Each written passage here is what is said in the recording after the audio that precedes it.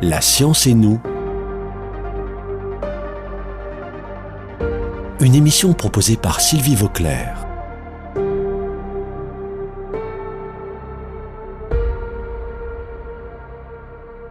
Alors je suis aujourd'hui avec le professeur Walter Wally, qui est professeur émérite à l'université de Lausanne, au Centre de génomique intégrative, qu'il a créé lui-même d'ailleurs, je crois, c'est bien ça, c'est vous qui l'avez créé, et qui a beaucoup voyagé et qui est aussi professeur, encore maintenant, à l'occasion, invité à l'université de Singapour, en relation avec le Imperial College à Londres.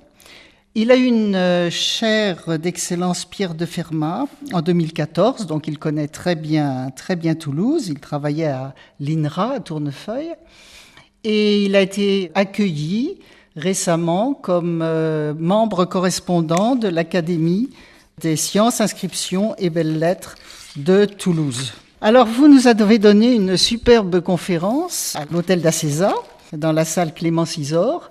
Vous avez commencé par nous raconter ce qu'est l'ADN, puisque vous nous parlez de la nutrigénomique, c'est-à-dire l'interaction entre les nutriments et les gènes.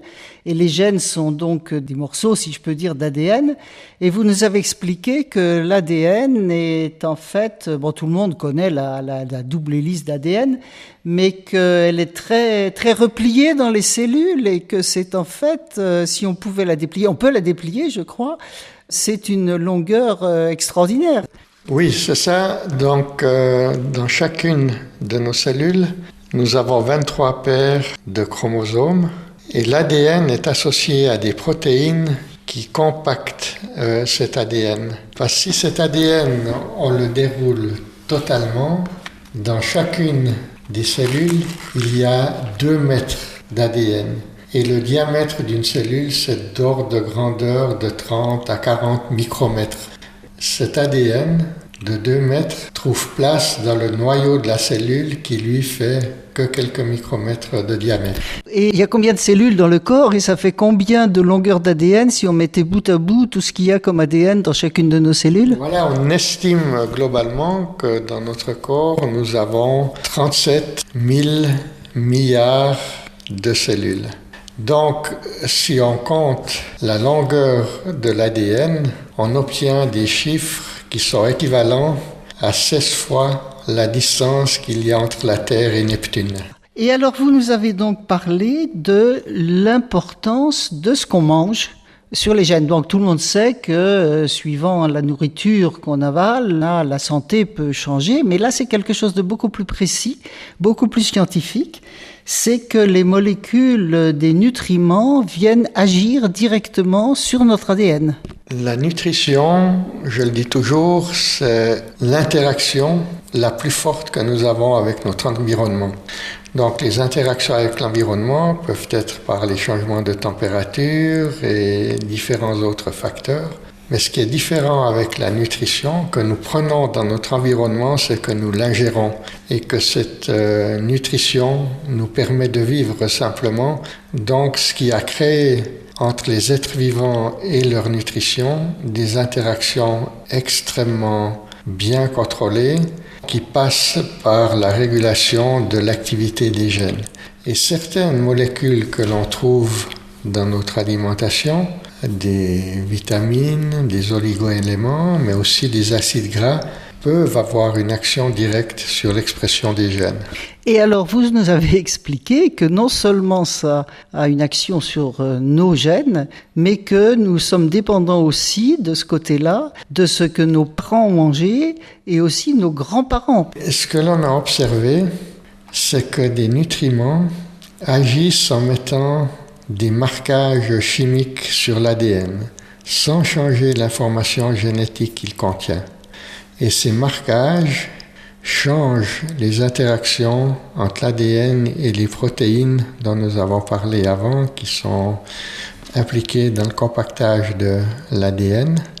C'est ce qu'on appelle des marquages épigénétiques. Des marquages, c'est-à-dire, disons que des molécules ou des éléments chimiques qui, alors je dis ça dans mon langage à moi, qui s'accrochent, qui se fixent au gène, et cette fixation perdure. Et en fait, s'il y a quelque chose comme ça qui se passe chez un papa ou une maman avant la conception d'un enfant, on peut retrouver cela dans l'enfant par la suite, une fois né. Oui, éventuellement, mais de manière plus importante. Si vous avez une maman qui est enceinte, ce qu'elle mange, s'il y a des effets de marquage génétique, ces marquages n'auront pas simplement lieu sur l'ADN de la maman, mais ils auront aussi lieu sur l'ADN du bébé en développement. Donc, ce qui fait que ces marquages, compte tenu de la nutrition de la maman, auront un effet chez le bébé une fois qu'il sera né. Et vous nous avez dit, je crois, que ça se fixait très vite. Est-ce que j'ai bien compris sur les organes sexuels ou ce qui vont devenir les organes sexuels de l'embryon, qui donc vont se transmettre ensuite à nouveau aux enfants que l'embryon aura quand il sera adulte? Alors justement, quand le bébé est en développement, dans le ventre de sa maman, chez ce bébé en développement, ce qui sera ces cellules germinales plus tard, se différencie déjà très rapidement. Donc l'ADN des cellules qui deviendront les cellules germinales de cet enfant peuvent être marquées aussi.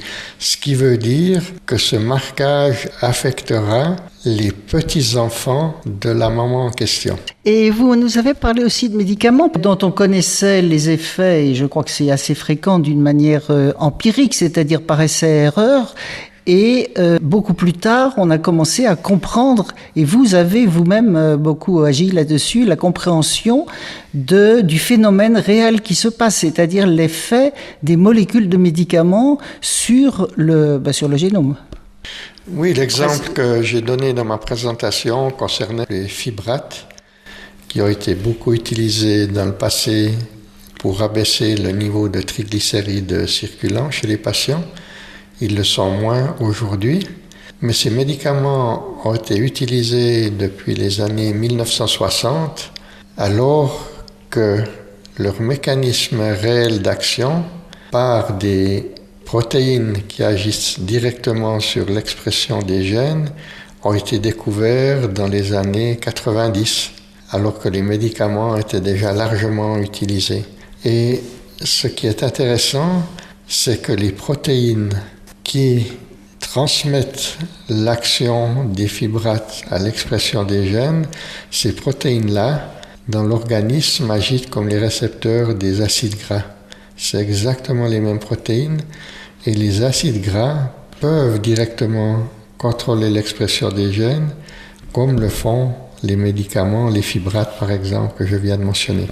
Ça me semble extrêmement important. Vous avez cité le cas de personnes qui a un cancer et auquel on donne un médicament, on fait par essai-erreur. Donc quand on fait par essai-erreur, on peut donner un médicament qui marche pas, un autre médicament ensuite qui marche pas, un autre médicament qui marche pas. Donc ce serait important de pouvoir étudier la réceptivité ou le génome ou je ne sais pas de la personne malade pour pouvoir détecter à l'avance d'une manière scientifique quel type de médicament va marcher ou pas. Le parallèle que j'ai fait entre la nutrigénomique qui étudie l'effet des nutriments sur les gènes avec ce qu'on appelle la pharmacogénomique qui étudie l'effet des médicaments sur l'expression des génomes. Et cet effet va bien sûr dépendre du génome du patient, par exemple. Et ce que j'ai mentionné, c'est que la pharmacogénomique, à ce jour, a surtout été utile, c'est là que l'application est le plus avancée dans l'étude des cancers. En regardant la structure génétique d'une tumeur, on peut prédire par avance que certains médicaments, par exemple, ne pourront pas avoir d'effet sur cette tumeur donnée. Donc, il est inutile de donner le médicament en question à ce patient parce qu'il n'aura aucun effet. Et donc, par l'aide de la pharmacogénomique, on peut en général plus rapidement décider quel sera le médicament qui sera le plus efficace pour cette tumeur en question. Voilà donc l'importance de la science fondamentale, l'étude des molécules directement, leur action sur l'ADN, etc. et pas seulement quelque chose d'empirique et d'essai-erreur. Et donc vous enseignez ça à l'Université de Lausanne et à d'autres endroits dans le monde. C'est très récent ces études et c'est en plein développement. Est-ce qu'il y a des enseignements qui se font d'une manière générale ? Alors beaucoup de médecins sont vraiment sensibles à cette thématique de nutrigénomique. Et ceci est justement relativement récent aussi avec le développement, bien sûr, de ce nouveau type d'études. Et je pense qu'il est absolument indispensable, disons, pour des étudiants en médecine, partout dans le monde. Dans certains cas, il y a déjà des enseignements de nutrigénomique, que les étudiants soient sensibilisés et apprennent, disons, de quelle manière la nutrition agit sur l'expression des gènes et a un impact sur la santé. Et je vais même plus loin, je pense que médicalement, il sera dans le futur extrêmement intéressant d'associer, si possible, une nutrition adéquate avec des médicaments spécifiques pour obtenir l'effet maximum de ces médicaments et éviter les effets secondaires. Je trouve que c'est très important et je crois, on en a parlé un petit peu, c'est très délicat, qu'il faut faire attention à ne pas confondre toutes ces études scientifiques actuelles avec tout ce que les gens peuvent voir sur Internet et toutes ces publicités qui prennent des petits bouts de science pour essayer de vendre des pilules, des médicaments. Donc je crois qu'il faut faire très attention, mais je ne sais pas comment. C'est extrêmement important et je crois qu'il faut se renseigner et essayer de voir si ce qu'on veut vous vendre, si l'effet a été bien décrit, c'est-à-dire si on connaît comment agissent en fait les molécules qu'on veut vous vendre et que la vente n'est pas simplement basée sur de la publicité pour laquelle il n'y a pas vraiment d'évidence scientifique. C'est ça, il faut faire attention à ce qu'on nous montre comme des corrélations. En fait, on peut faire un petit peu n'importe quoi avec des corrélations. Il faut vraiment l'évidence scientifique. C'est pas facile pour le grand public, pour chacun d'entre nous, mais c'est quand même ce qu'il faut. Merci professeur Wally, et j'espère qu'on vous reverra bientôt à Toulouse. Merci beaucoup, je reviendrai avec plaisir et ça a été un plaisir de m'entretenir avec vous.